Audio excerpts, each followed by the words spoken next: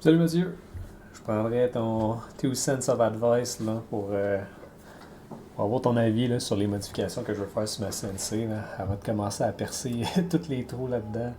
Je veux juste savoir si tu as des idées là, pour améliorer tout.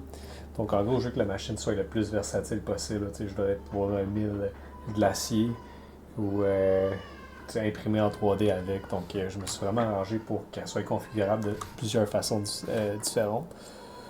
Donc par exemple, on a ça ici que je pourrais être en mesure justement d'installer à différentes hauteurs possibles. Fait que je ferais les trous en conséquence là, pour pouvoir l'ajuster comme ça. Euh, je ferais la même chose pour le petit chariot du spindle. On va le mettre à différentes configurations.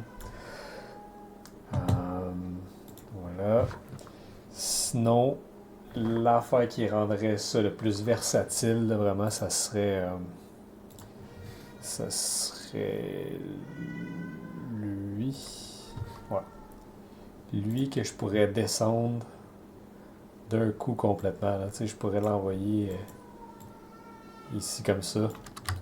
Puis là, ça serait vraiment stable pour de l'acier. Puis je serais encore capable de le visser dans mes side plates. Donc, c'est l'idée. Sinon, qu'est-ce que j'ai fait aussi pour rendre le tout plus rigide? Euh, j'ai fait des sockets, là. Justement, dans mes bases qui sont sur mes rails. Ça va s'emboîter. Je vais pouvoir le visser par en dessous. Puis là, j'hésite, là, est-ce que je me donne le trouble d'élargir tout le pont au complet, puis faire en sorte que ma rail elle soit attachée sur le côté, rajouter une deuxième rail, puis élargir le tout, là. Ça ferait que ce morceau-là disparaîtrait, là. Ça serait mon side plating qui se visserait directement dans mes petits bearings. Puis il y en aurait 4 au lieu de 2.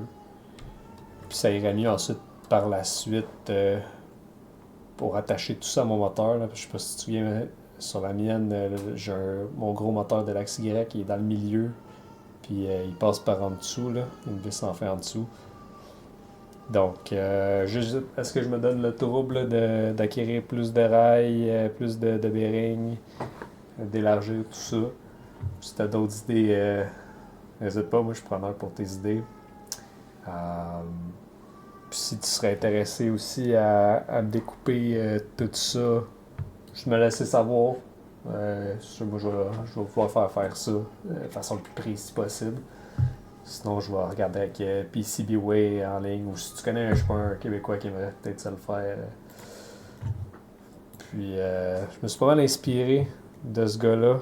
Scratch Build Designs. Tu me parlais là, d'une façon de huiler puis graisser toutes tes machines de façon automatiquement. Là. Tu vois, lui, il a fait des channels partout dans les plates de tous ses axes. Puis il y a des petits nipples un peu partout, ce qui peut envoyer de la graisse vraiment facilement dans toutes ses bearings. Donc je me suis pas mal inspiré de ce qu'il a fait là, pour essayer de rendre la machine vraiment stable là, avec l'espèce de pont en C. Ouais. Vraiment, cet aspect-là du design, ça vient pas mal de lui.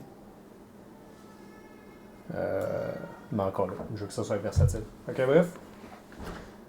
Je vais peut-être passer un bon temps des fêtes avec tout ça. Puis on s'en jase. Salut.